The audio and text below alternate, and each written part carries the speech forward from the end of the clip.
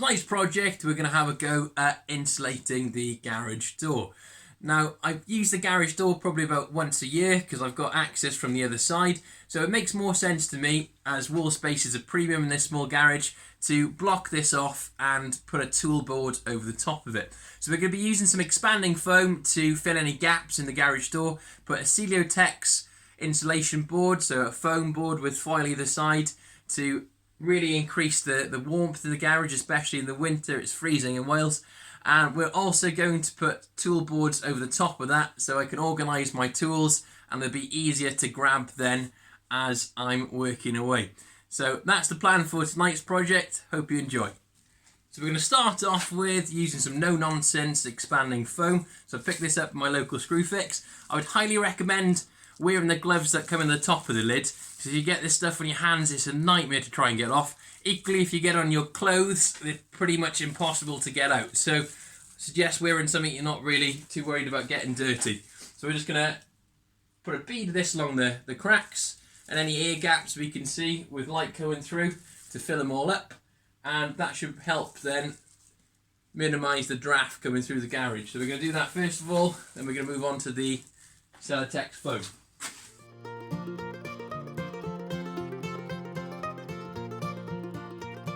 So I've bought a load of these Celotex type boards from Wix and I've cut them down already, so I've done that off camera to the sizes I'm going to need. So I'm going to start layering these up and hopefully then we can start covering the entire garage door.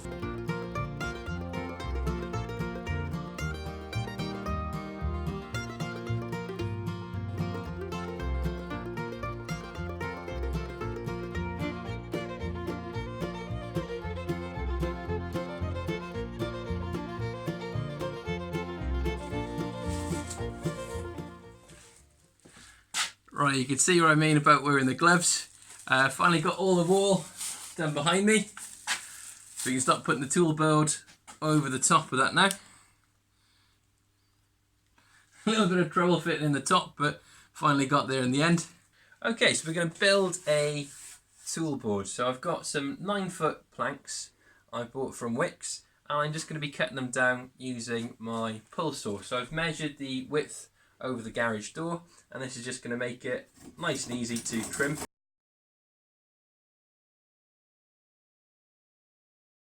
Right, what I've done is I've put the two cut boards together side by side, and I'm going to measure the total length. So obviously this length for you to do this at home would be the length spanning over your garage, and I've got 270. I'm going to divide that by 2, which is 135. Put a little dot, and I'm going to measure 135 the other way.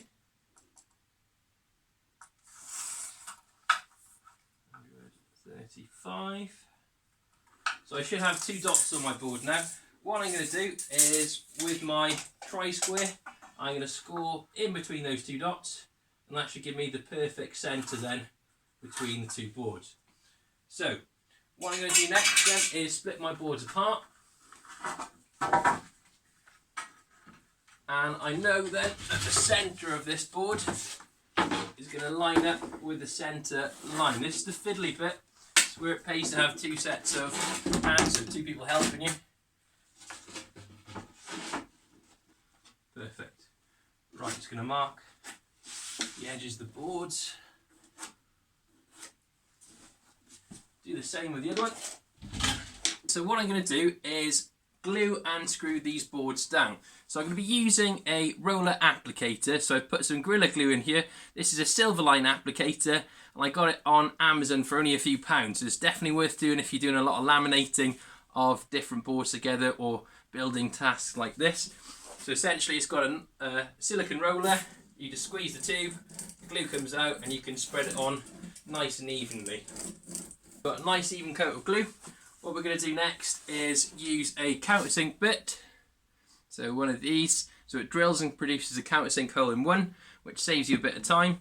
And we're going to be driving in some screws in those countersink holes, and just to make it a little bit easier, we're going to be using an impact driver to do that. But obviously if you don't have one of those, you could do it all by hand.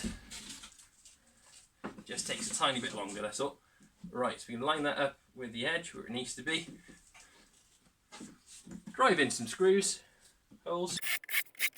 Tack these corners into place then with some screws.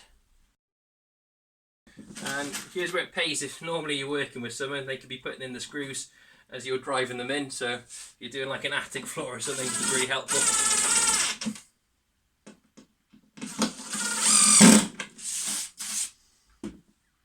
Same the other end, and we're just going to put a few screws at sort of equal intervals just to really pin this to the board. So next step, I'm going to put this board in between the middle, so this is a scrap bit I had knocking about. So I'm going to cut him there and glue and screw this into the centre. That's just going to make a nice strong joint then in between those two boards.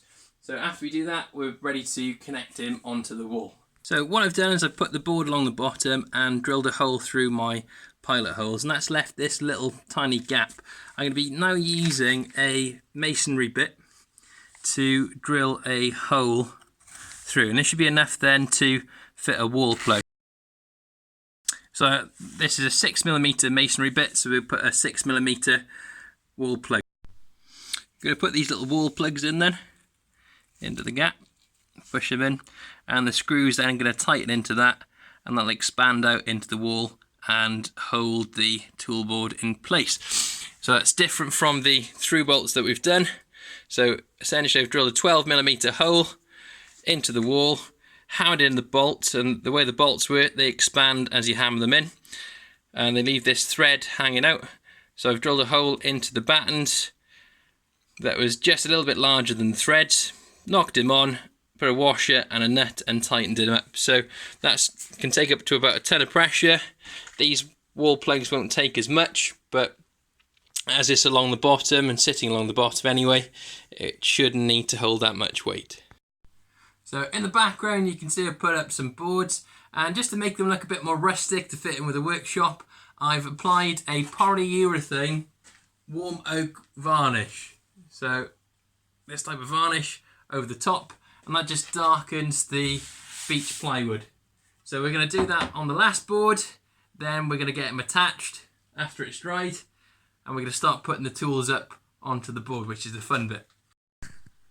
So secure the very last board in place, and as you can probably tell, I've kicked it out slightly, and that's so that none of the shavings can get underneath it. So any of the wood shavings, it's nice and flush along the bottom, should be able to sweep up then easier, especially because this is sloping off towards the back. So finally got all the boards up. As you can start to see, I'm starting to add some tool holders already, and over the next few weeks I'm sure you'll see lots more tool holders on the board. Thank you so much for watching. If you've enjoyed tonight's project, or if it's been useful, please consider subscribing, and I can get some more woodworking or wood turning videos your way. So hope to see you on the next video. Thank you very much. North Star.